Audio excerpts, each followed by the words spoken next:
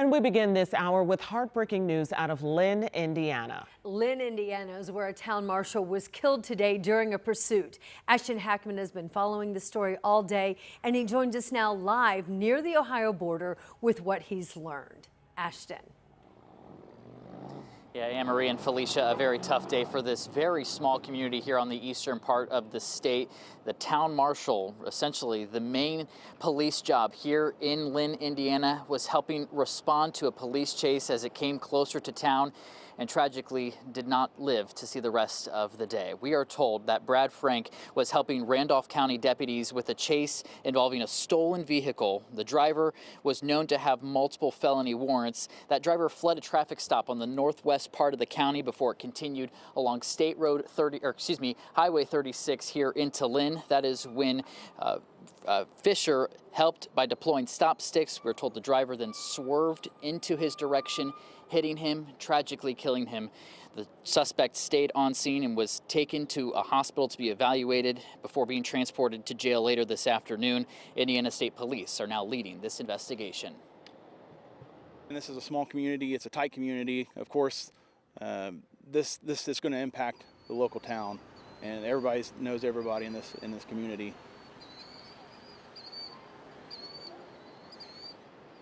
And back out in Lynn this afternoon, the community is just beginning to remember someone who was very active in this community. I'm told a former baseball coach, a very active umpire in the baseball realm. And as you can see here outside the municipal building in Lynn, people are beginning to gather outside of his vehicle, a black cloth now being placed over as people just now beginning to remember Brad Fisher, killed in the line of duty today while helping with the police chase.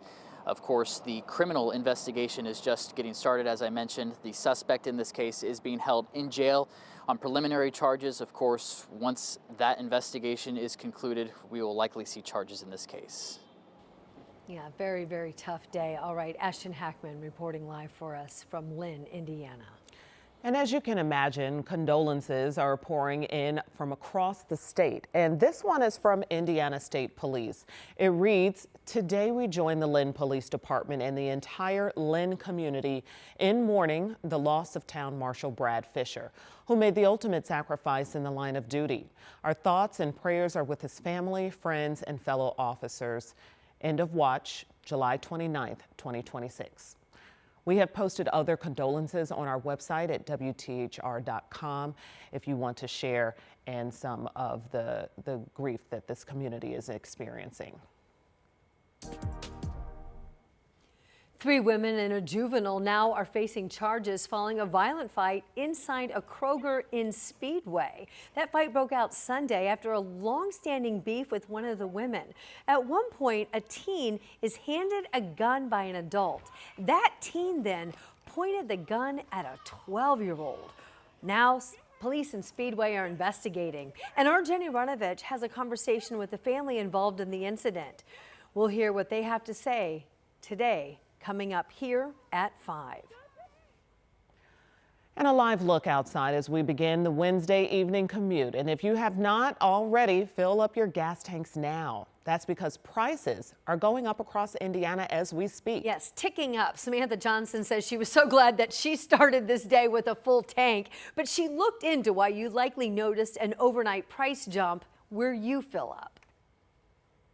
The gas station up by my house jumped 40 cents since Monday. I feel it. I know you do too. And on Wednesday, experts told me get used to paying more.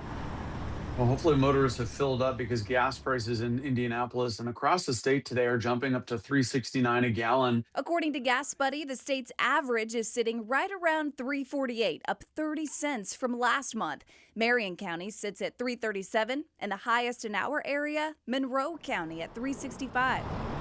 On Wednesday, I talked to a clinical professor at IU's Kelly School of Business. He says the higher prices this week come from the expanding conflict and overnight attacks in the Middle East. Saudi Arabia is now involved in the conflict.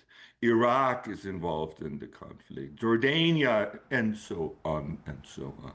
Well, when it will end, that's more dictated by when the situations may end. And it's about to get much worse for Hoosiers when the gas tax suspensions end.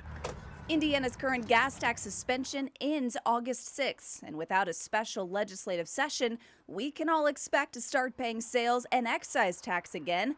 That's about 60 cents a gallon. Let's say for the normal 18 to 20 gallon tank, we are talking about $10 more per tank. Certainly, we knew this was going to happen. Prices are about to skyrocket here. So far, no word from lawmakers on if there are talks to have a special session.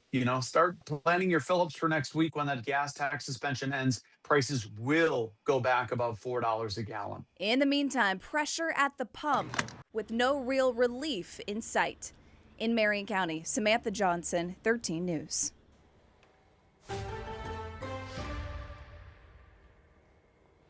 And here's a look outside. As you can see, it's very sunny, a lot less humid today, but we are still seeing haze. That's right. That view right there seems like the sky is more blue than this picture might reveal. Yes, and I'll show you a few of those cameras. Yes. And from time to time, you may see a little bit of like milkiness to the sky. We're still keeping an eye on some smoke. The good news, that's elevated, so we'll talk about that. We'll talk about a really comfortable afternoon. Yes, I like it. I think we need to make plans, ladies. Yes, dinner outside. Now you're talking. Yeah. Now you're talking. Dinner outside, a nice long walk.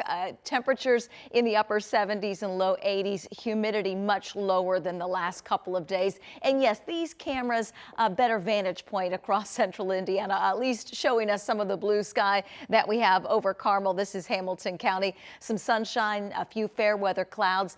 Looks very similar in Bainbridge at this hour. And temperatures right now in the upper 70s and low 80s. This is actually a couple of degrees cooler than where we should be for this time of year. We're at 81 in Indianapolis, 81 in Lafayette. Frankfort checking in at 79, Muncie 78, Crawfordsville 77.